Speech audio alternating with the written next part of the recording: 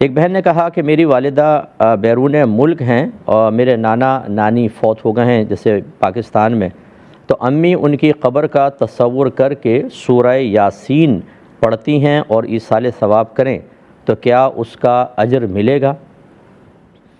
دیکھیں، جب تک ہم دین نہیں سیکھتے نا، اسی قسم کی چیزیں پھر ہمارے ذہن کے اندر آتی ہیں اور کویسچنز بیدار ہوتے ہیں، ہم خود اپنی پرابلمز خود بناتے ہیں اور ان کے حل کے لیے خود ساختہ حل بھی نکالتے ہیں۔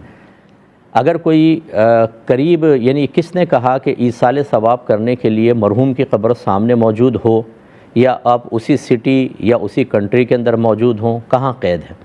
ایسی کوئی قید نہیں ہے۔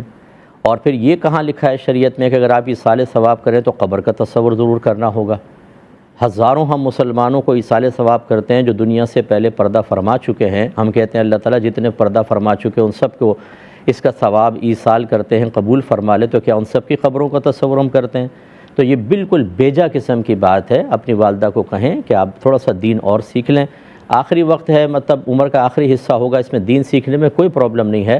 سیدہ عائشہ صدیقہ رضی اللہ تعالی عنہا فرمایا کرتی تھیں، بخاری کے اندر منقول ہے کہ نبی کریم صلی اللہ علیہ وسلم کے صحابہ بڑھاپے تک علم سیکھتے رہتے تھے، تو جتنا علم سیکھنا بھی ممکن ہے وہ سیکھتے رہیں تاکہ اس قسم کی غلط فہمیوں سے دور رہیں۔